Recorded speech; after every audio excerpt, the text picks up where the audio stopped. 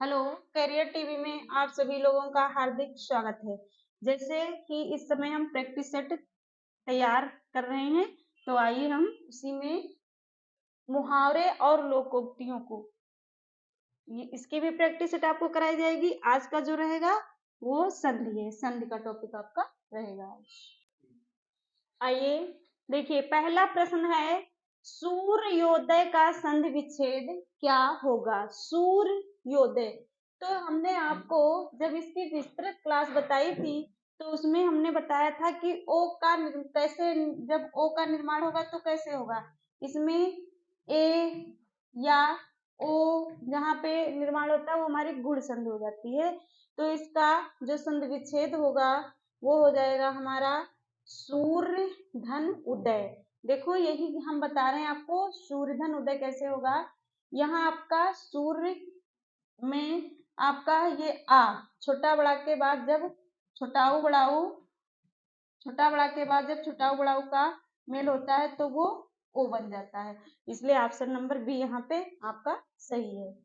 दूसरा प्रश्न है, व्यर्थ का संधि विच्छेद क्या होगा? व्यर्थ का, तो इसका हमने आपको इसकी भी पूरी विस्तृत क्लास दी थी कि व्यर्थ का क्या होगा।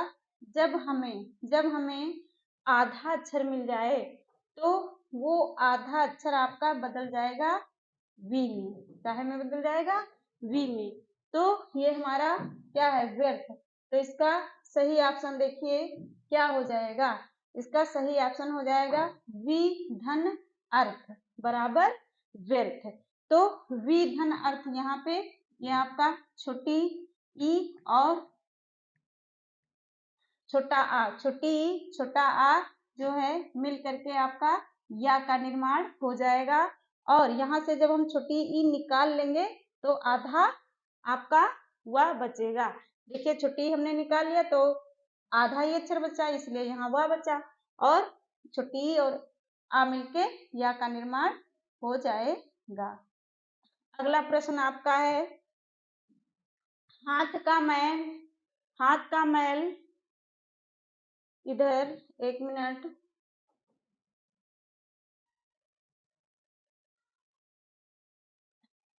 ये ठीक है, 2 नंबर है। उसके बाद प्रश्न नंबर 3। प्रश्न नंबर 3 आपका है, अंतः, यहाँ पे लिखा है अंतर्गत का संधि विच्छेद क्या होगा? अंतर्गत, तो अंतर्गत ये जो रेफ वाली रा आपकी है, इसका हमने बताया था जो रा है वो काहे में परिवर्तित हो जाते हैं? विसर्ग में। तो यहाँ विसर्ग संधि हो जाएगी।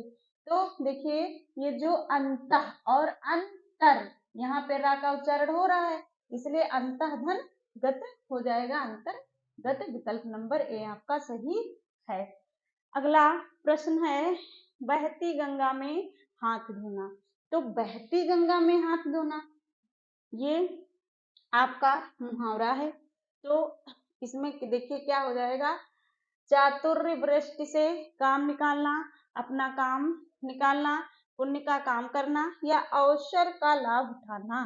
तो बहती गंगा में हाथ धोना यानी कि अवसर का लाभ उठाना आंसर सही हो जाएगा। आंखें फेर लेना मुहावरे का सही अर्थ क्या है? आंखें फेर लेना, तो इसमें क्या है? दूसरी तरफ देखना नहीं, किसी और की चाहत ये भी नहीं, उदासीन हो जाना या प्रतिकूल हो जाना। आंखें फेर लेना यानी कि उदासीन हो जाना और प्रतिकूल हो जाना। अगला प्रश्न आपका है, हाथ का मैल। हाथ का मैल ये भी मुहावरा है, तो क्या हो जाएगा इसका? तुच्छ वस्तु, कीमती वस्तु, महंगी वस्तु या भारी वस्तु, तो क्या हो जाएगा? तुच्छ वस्तु। क्या हो जाएगा? तुच्छ वस्तु। अगला प्रश्न है आपका, डींग हाँकना। तो डींग हाँकना भी मुहावरा है, इसका क्या हो जाएगा? देखिए, सेखी बघारना, बुराई करना, निंदा करना या हंसी उड़ाना। तो डींग हाँकना यानी कि सेखी बघारना, विकल्प नंबर ए इसका सही हो जाएगा। अगला प्रश्न आपका है, अज्ञेय शब्द के लिए एक वाक्यांश, वाक्यांश के लिए एक शब्द जिसमें अज्ञेय, जो अज्ञेय आपका एक शब्द है, इस शब्द के लिए कौन सा वाक्यांश सही होगा? आइए देखते हैं। जिसे देखा ना जा सके, जिसे सुना ना जा सके, जिसे जाना ना जा सके, या विकल्प नंबर डी आपका है जिसे रोका ना जा सके। तो अज्ञेय शब्द का अर्थ हो जाएगा विकल्प नंबर सी, जिसे जाना ना जा सके।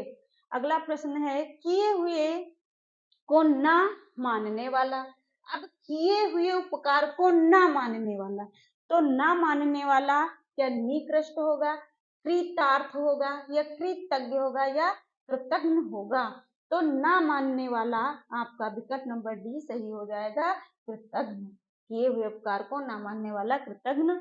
अगला प्रश्न है हमारा, जिसे सबसे पहले गिनना उचित हो, जिसे सबसे पहले गिनना उचित हो, जिसे हम सबसे पहले गिन लें, तो अग्रगण्य, अगण्य, अनगिनत, या अगणित। तो जिसे हम सबसे पहले गिन लें उसके लिए जो सही विकल्प है विकल्प नंबर ए, अग्रगण्य, यानी कि सबसे पहले या सबसे आगे गिनना। निम्न में से कौन सा शब्द पुल्लिंग है? निम्न में से कौन सा शब्द पुल्लिंग है? इसको तो हम ऑप्शन से ही, विकल्पों से ही हम इसका चयन कर लेंगे। जैसे इच्छा, तो इच्छा होती है। फिर राष्ट्र, राष्ट्र होता है, या राष्ट्र का निर्माण होता है, या राष्ट्र का निर्माण किया जाता है। तो रक्षा की जाती है, योग्यता भी होती है। तो यहाँ पे हमारा राष्ट्र, राष्ट्र का निर्माण किया जाता है, ये शब्द पुल्लिंग है। अगला प्रश्न देखेंगे, निम्नलिखित शब्दों में से स्त्रीलिंग शब्द को चुनिए। अब स्त्रीलिंग शब्द चुनना है, तो यहाँ देखो संसार होता है, गौरव भी होता है, समुदाय भी होता है, और अश्विनी, अश्विनी ये जो है हमारा शब्द जो है वो स्त्रीलिंग शब्द है। अगला आपका शब्द है तपस्विनी का स्त्रीलिंग रूप होगा। तो तपस्वी, क्या तपस्वी का स्त्रीलिंग, तो तपस्वी आपका पुल्लिंग है, इसका स्त्रीलिंग तो क्या तपस्विनी होगा, या तपसी होगा, या तापसी होगा, या तपस्या होगा। तो हमें ये तो क्लियर ही हो रहा है, तपस्वी का स्त्रीलिंग जो हो जाएगा वो तपस्विनी हो जाएगा। अगला प्रश्न है चांद का टुकड़ा होना। तो चांद का टुकड़ा होना यानी कि सुंदर होना, या शीतल होना, या पत्थर दिल होना, या कुरूप होना। तो पहले हम इसमें जो गलत ऑप्शन है उनको काटेंगे। क्या है? चांद का टुकड़ा होना। तो चांद का टुकड़ा होना यानी कि कुरूप होना, ये तो बिल्कुल गलत है। पत्थर दिल होना, ये भी गलत है। अब शीतल होना या सुंदर होना, दो से हमें छांटना है। तो चांद का टुकड़ा होना यानी कि यहाँ पे सुंदर होने से भी मतलब नहीं, चांद का टुकड़ा होना यानी कि शीतल होना, विकल्प नंबर बी आपका सही है। फिर नेक्स्ट प्रश्न है कान खड़े होना। क्या है? कान खड़े होना। तो अनुभवी होना, मूर्ख बनना, या सतर्क हो जाना, या इनमें से कोई नहीं।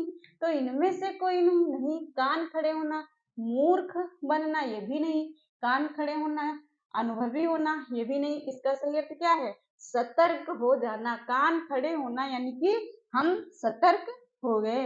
तो आज की क्लास आपकी यहीं पे समाप्त की जाती है।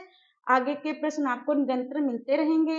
हमारी क्लास कैसी रही आप अपने विचार कमेंट बॉक्स में दीजिएगा। जय हिंद, जय भारत।